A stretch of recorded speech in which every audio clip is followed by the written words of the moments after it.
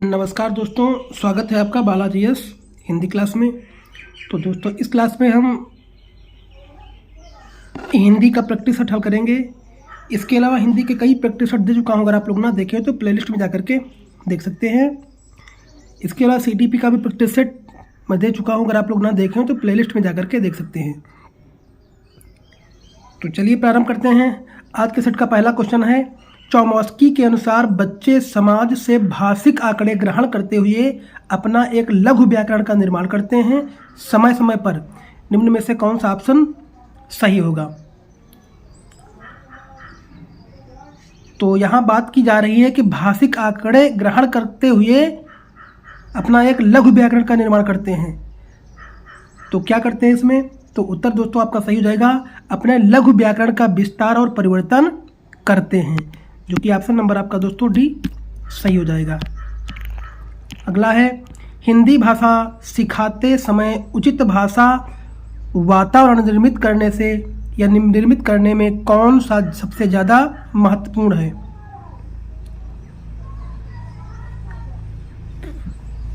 तो question number 2 का उत्तर क्या हो जाएगा दोस्तों? गेस करिए दोस्तों।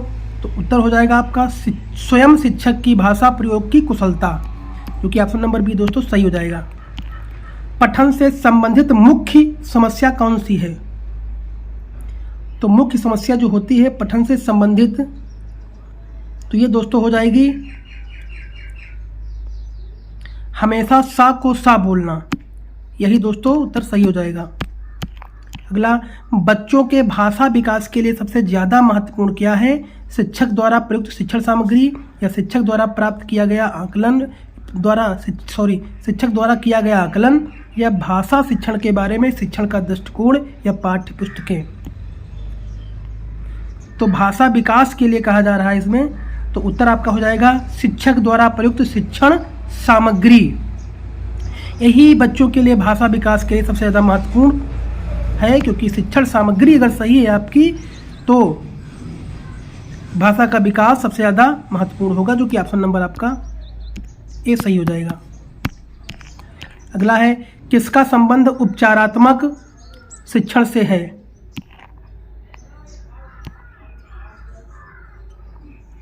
तो यहाँ बात की जा रही है उपचारात्मक शिक्षण से। तो समस्या के कारणों को समाप्त करने से, यही आपका उत्तर दोस्तों सही हो जाएगा। बेरोजगार में उपसर्ग क्या है? बेरोजगार में उपसर्ग क्या है? यहाँ उपसर्ग की बात कही जा रही है, तो 6 का उत्तर क्या हो जाएगा दोस्तों? उत्तर हो जाएगा बे, ऑप्शन नंबर सी दोस्तों सही हो जाएगा। अज्ञानता किस प्रकार की संज्ञा है? तो अज्ञानता एक है भाववाचक संज्ञा। इसमें भाव प्रकट होता हो, तो अज्ञानता में एक भाव प्रकट हो रहा है, इसलिए इसमें भाववाचक संज्ञा है। एक हाथ से ताली नहीं बजता मुहावरे का अर्थ है झगड़ा दोनों ओर से होता है। झगड़ा दोनों ओर से होता है, जो कि ऑप्शन नंबर सी दोस्तों सही हो जाएगा। राम के अनेकों नाम हैं, वाक्य में अशुद्ध क्या है? यहाँ कहा जा रहा है कि राम के अनेकों नाम हैं।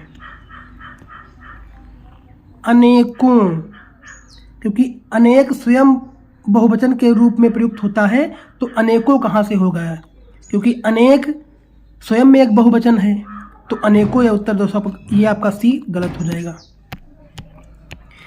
जिसकी भुजाएं घुटनों तक लंबी हो उसे क्या कहते हैं? उसे बोलते हैं अजानुबाहु।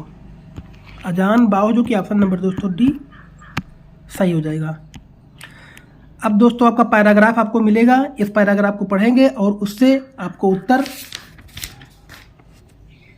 मिलेंगे कि नीचे दिए गए अनुच्छेद को पढ़िए और हिंदी भाषा प्रश्न 11 से 16 तक के लिए सही उत्तर का विकल्प चयन कीजिए।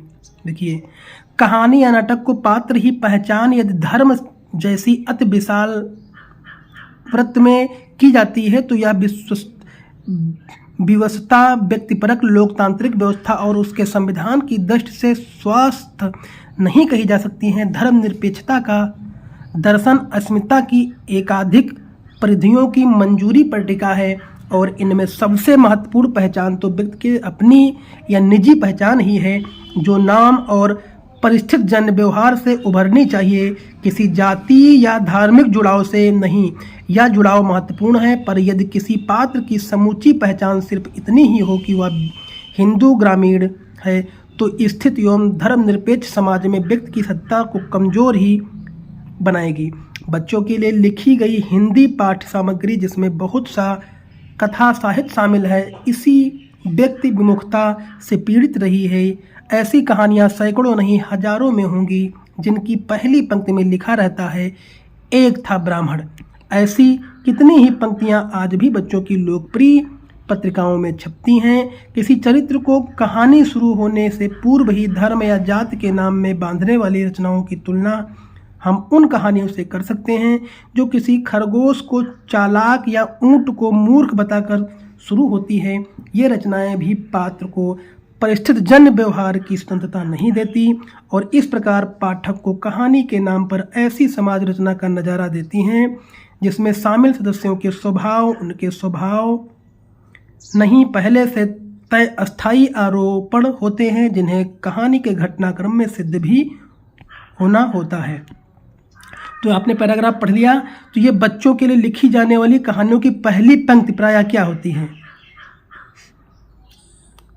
पहली पंक्ति क्या होती है दोस्तों? पात्र को किसी विशेष स्वभाव से युक्त करने से शुरू होती हैं।